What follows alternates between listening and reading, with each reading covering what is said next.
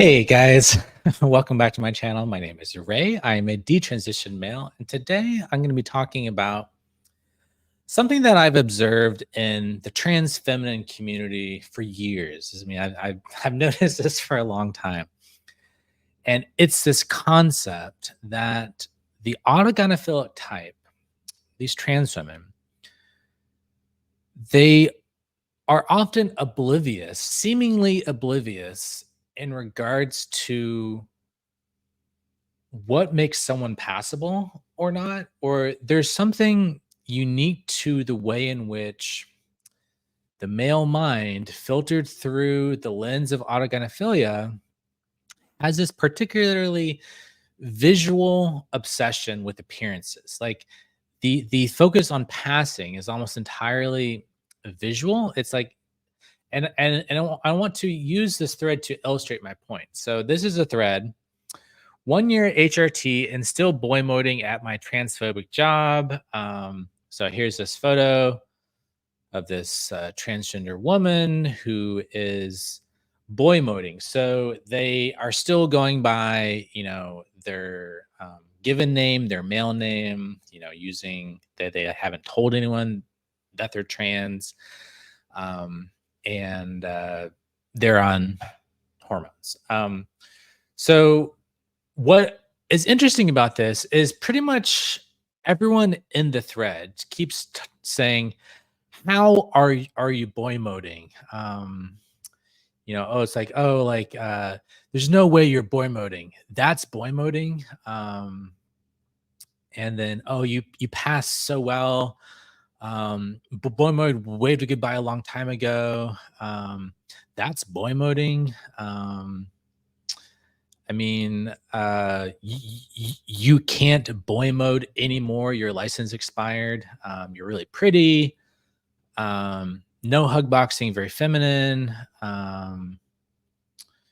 So genuinely baffled by this one. Like how can you stop boy moding? So the point I want to make is that the thing that everyone forgets is that statistically speaking, we can assume that this trans woman has the same vocal patterns as pretty much every other male who went through male puberty, and is probably sounds like a guy, sounds male, sounds like their voice went through testosterone. So it doesn't really matter what you look like if everyone can hear what you sound like, and chances are you sound like a guy because you are a guy, then no one's going to be confused just because you have smooth skin and long hair and you're,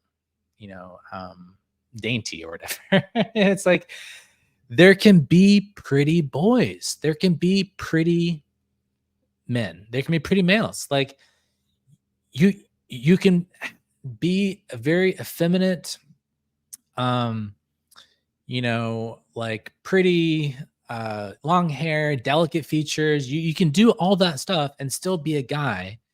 And people aren't confused. People aren't like, oh, there's a pretty person over there. They have long hair, and they have smooth skin, but they sound like a guy.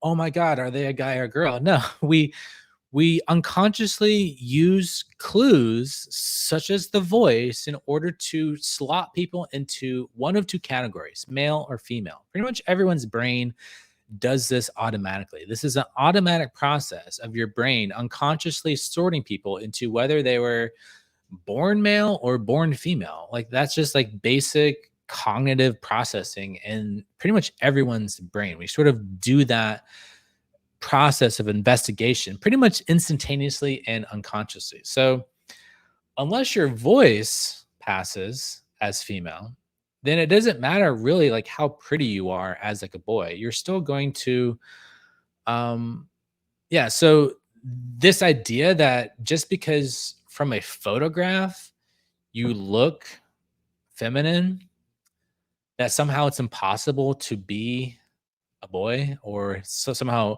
boy moding is like impossible. To me, it illustrates how so much of the autogynephilic conception of womanhood is wrapped up in appearances.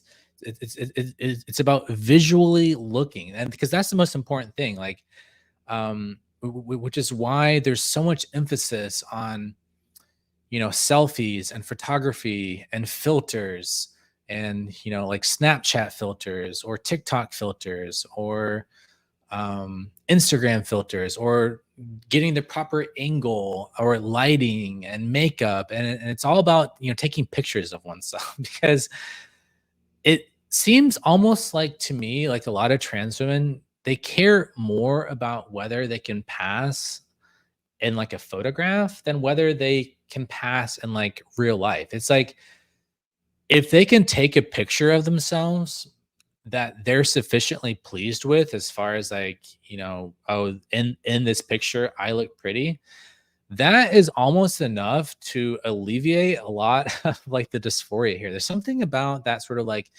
visual medium. And my hypothesis is that insofar as that these are otherwise probably mostly heterosexual or bisexual males, the male mind, particularly when it comes to our sexual attraction, we're very visual creatures. It's very visual.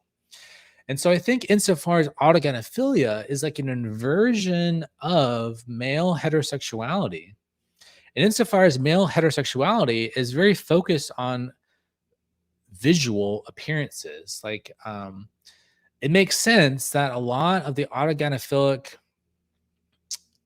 conception of passing or femininity or what it means to be successful in one's transition, it often comes down to like, what do you look like?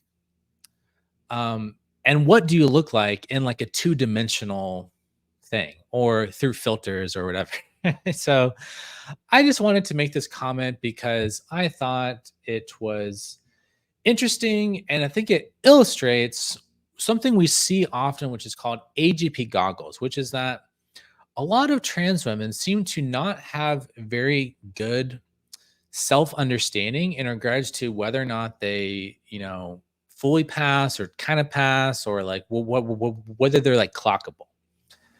And I think this is illustrative of how the cognitive machinery of autogynephilia operates in like the male mind, because it's all wrapped up in like visual appearances. And I thought this thread was like a good example of like how everyone is just focused on what you look like, and they forget that in reality you're a three-dimensional person with a voice, and humans are incredibly good at clocking voices. I saw another Reddit thread the other day of a trans identified female, a trans man, who'd been on testosterone for years, um, and was like a teacher at like for like middle schoolers or something, and had like a beard, and like claimed that like he's super passable, and hadn't been clocked, but like all his like middle schoolers or whatever like clocked him easily because the human mind is incredibly good at picking out these subtle vocal clues. And even the female voice that's been modified by testosterone has a telltale sign that's indicative of the fact that you're born female. The human brain is incredibly good at making these sorts of subtle discriminations. So it doesn't really matter what you look like. The voice like trumps everything almost. And people are getting very good at like clocking trans people these days because there's so much more of them around. People have just like been exposed to so many more trans people in the world in their regular life, that a lot of people have developed the practice necessary to clock people very well. Like it used to be that like only trans people were really good at like clocking other trans people, but now I think like given you know and it's not because like trans people have like special discriminatory abilities. It just it's a matter of familiarity. But once you're familiar with the telltale clues of what, the female voice that has been dropped due to exogenous, testosterone and the female to male transition, or the male voice that has done vocal training, it's just you sort of pick up on these things. So anyway, that's it for this video.